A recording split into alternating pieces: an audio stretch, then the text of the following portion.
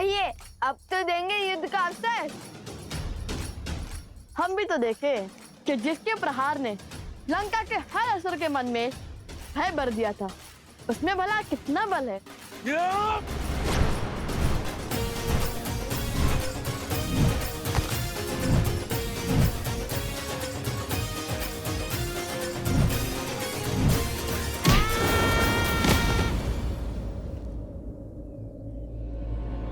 खुश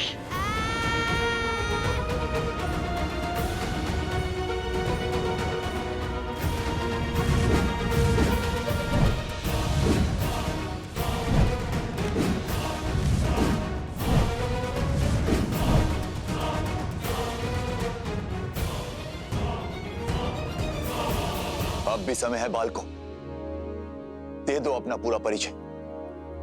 शांति से हर समस्या का हल निकल सकता है। हम भगवान वाल्मीकि के शिष्य माता वन देवी के पुत्र लवकुश हैं और यही हमारा परिचय है।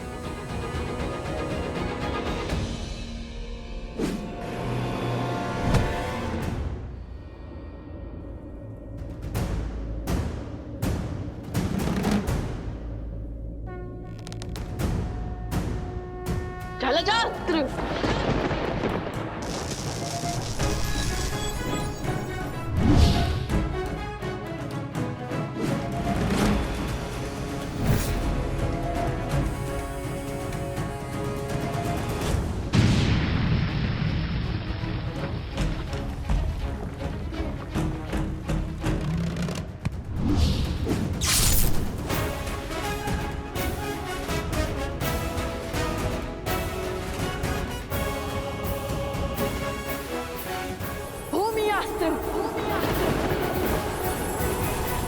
युवराज अंगद है तो प्रभु श्री राम के पक्ष में, किंतु प्रभु श्री राम काज के लिए हमें इन्हें भी रोकना ही होगा। हे दिव्यास्त्र, उन्हें अधिक क्षति न पहुंचे।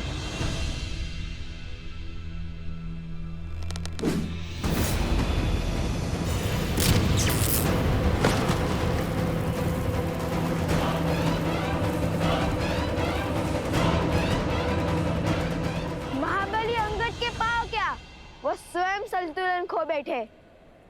आपकी बारी आ गई है महाराज विभीषण।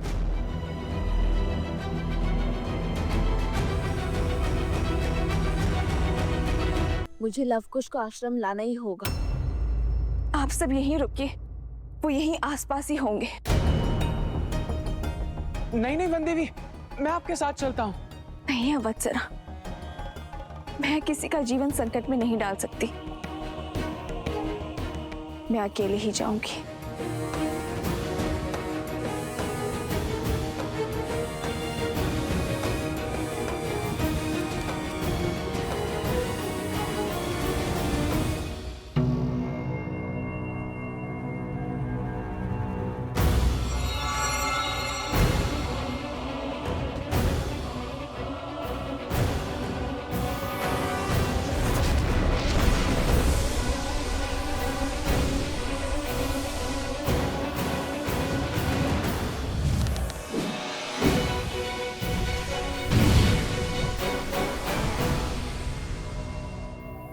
कुश इन सब का युद्ध कौशल तो राम कथा से जानते थे हम, किंतु ये तो ज्ञानी भी है और पराक्रमी भी। इनके युद्ध कौशल से तो अनभिज्ञ है हम।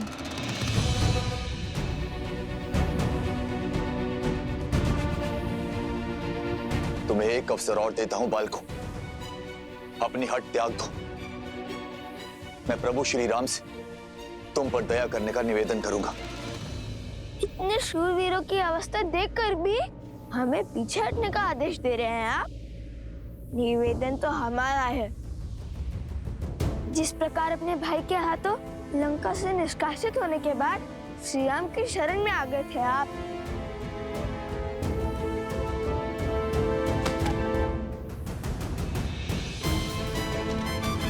इसी प्रकार हम भी आपको युद्ध का विकल्प त्याग कर महाराज राम तक युद्ध का प्रस्ताव पहुंचाने का अवसर देते हैं। आप तो सबसे ज्ञानी हैं और नारायण के भक्त भी हैं। विवेक से काम लीजिए। जाइए और श्री राम को हमारा संदेश दीजिए।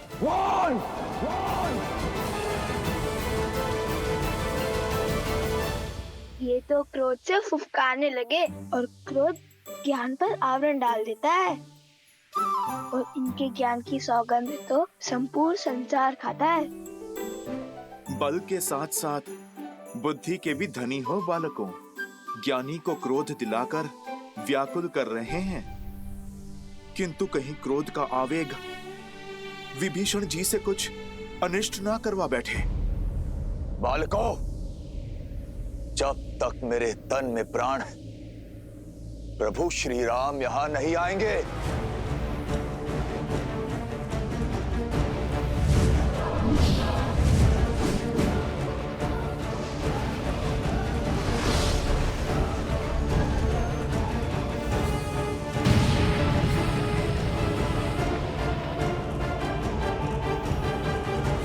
युद्ध टालने का हर संभव प्रयास किया मैंने,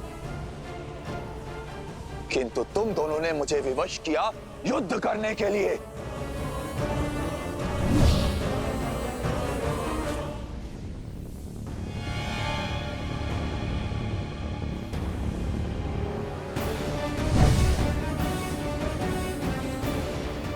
कहाँ गया? दिखाई भी नहीं दे रहा है।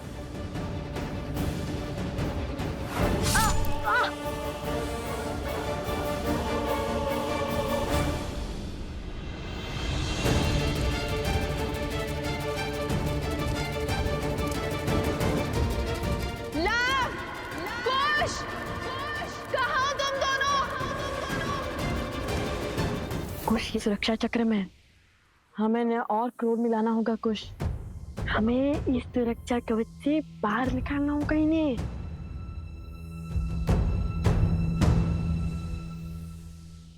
अरे भैया, तनिक सा गाँव ही तो है। मैं ना कहता था महाराज विभीषण के पास इन छोटे मोटे अस्त्रों के अतिरिक्त और कुछ नहीं है। इनके भाई ने भी इसलिए निकाल भाग दिया इन्हें।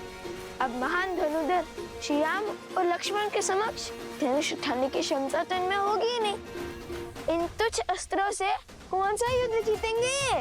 यदि इनमें इतना सामर्थ्य होता तो लंकेश इन्हें यूं जाना थोड़ी ना देते। सावधान! वो दंडी बालकों, तुम्हें लगता है मैं धनुष नहीं उठा सकता? ऐसे मेरे नहीं, आप ही के मुख से निकला है महाराज।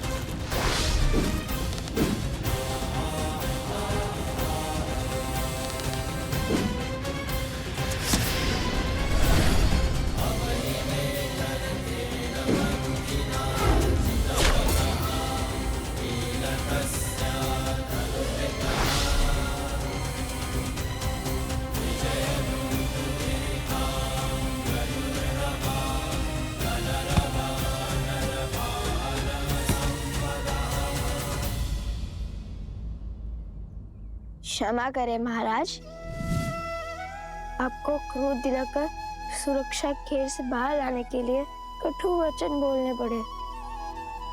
अन्यथा हमारे मन में तो आपके लिए केवल सम्मान ही है। आपके मार्गदर्शन के बिना तो रावण का वध करना भी असंभव था।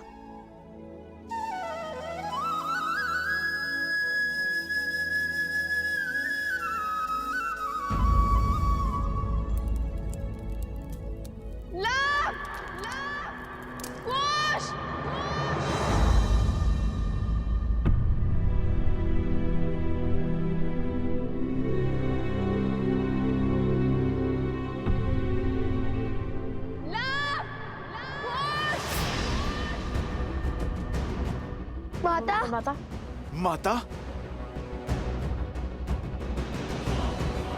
आपकी माता की ध्वनि प्रतीत होती है।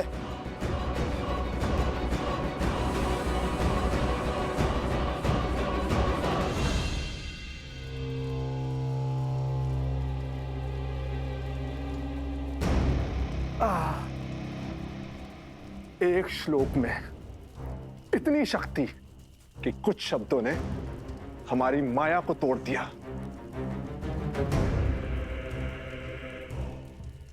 कानों से रक्त बहने लगा। उस वानर हनुमान का श्लोक था।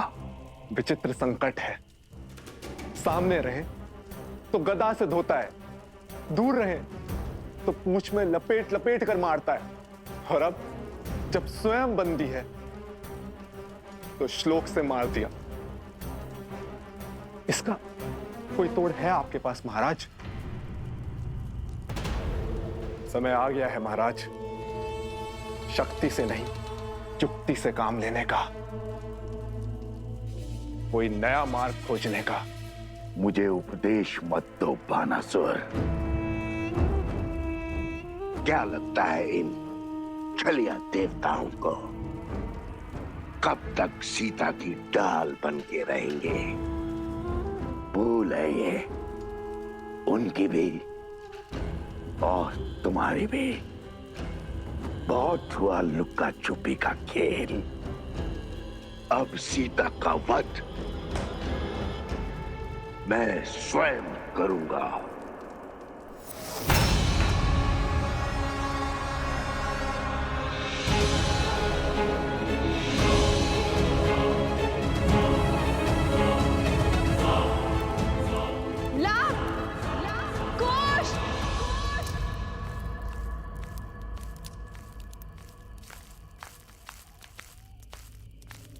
कौन है? कौन है वहां?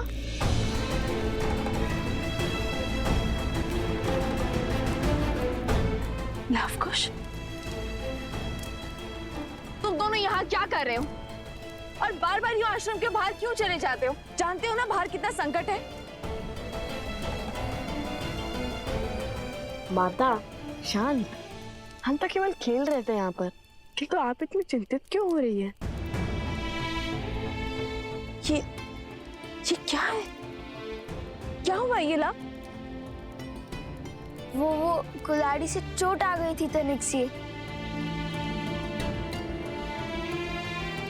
समझ गई, तुम दोनों लकड़ियां काट रहे थे ना?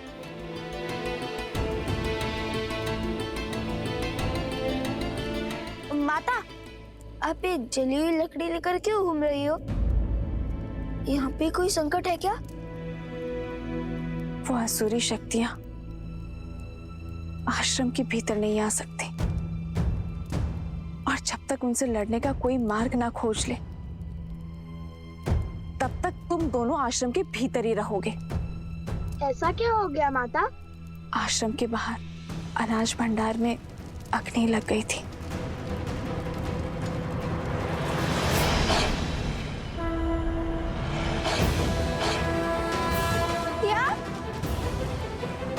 शीघ्र ही भीतर चलिए माता, रात्रि अधिक हो गई है। चलो।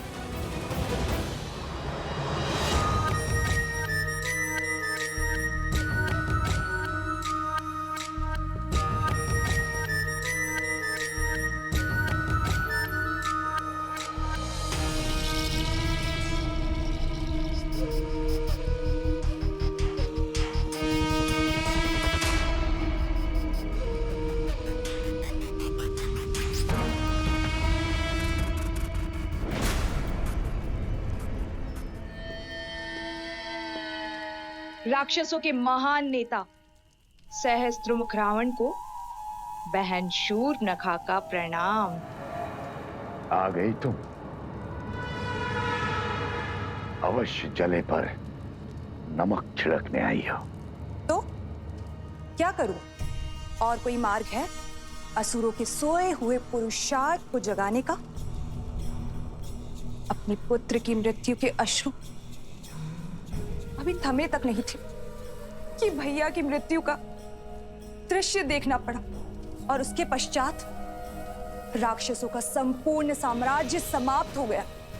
असुरों का राजा वो भेदी विभीषण राम के तलवे चाट रहा है, और आप राम और सीता के नाम की माला तक नहीं तोड़ पाए। अरे उन्हें चोट पहुंचाने के स्थान पर स्वयं चोट खा रहे हैं।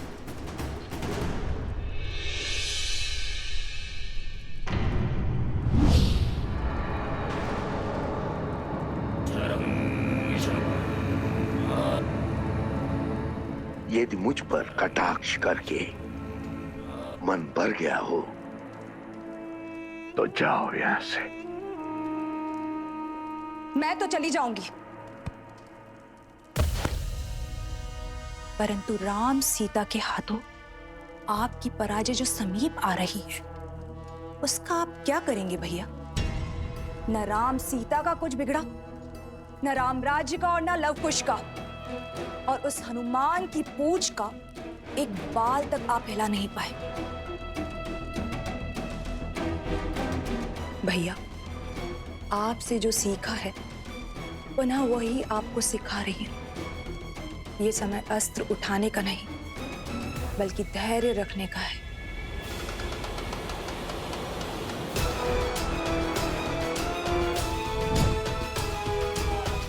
राम के भीतर लवकुश के विरुद्ध अग्नि भड़क चुकी है भैया, परंतु क्या उसके मन में उन बालकों के लिए इतना क्रोध है कि उस अग्नि से उन दोनों बालकों को जलाकर भस्म कर दे? श्री राम श्री राम श्री राम श्री राम श्री राम श्री राम श्री राम श्री राम।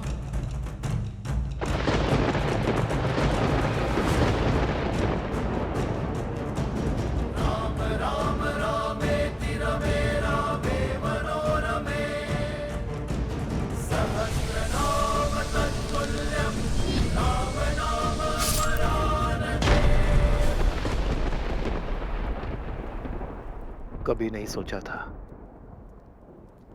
कि इस धनुष को दोबारा उठाना पड़ेगा, किंतु अब अयोध्या के गौरव के लिए इस धनुष को उठाना अति आवश्यक है।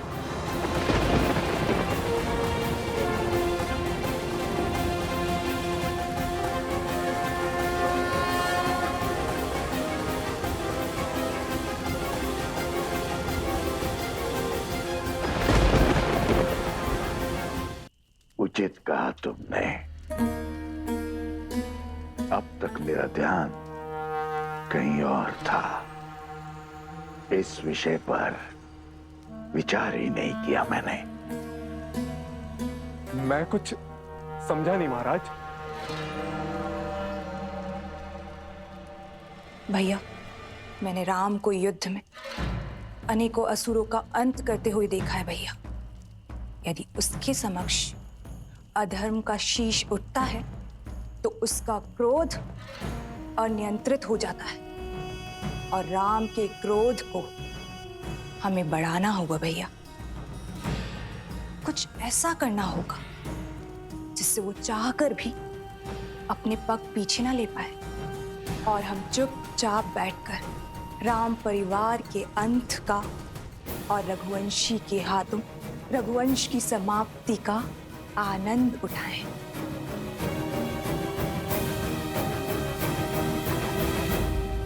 किंतु विवेक और धैर्य के धनी राम का क्रोध हम बढ़ाएंगे कैसे? बढ़ेगा। धर्म के अनुचरों की सबसे बड़ी दुर्बलता धर्म भी तो है।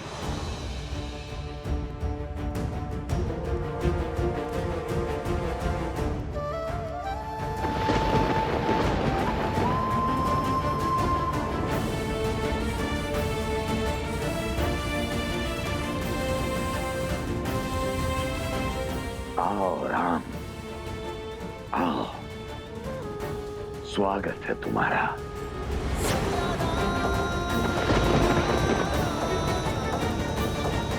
मैं और मेरा उपहार तुम्हारी प्रतीक्षा करेंगे।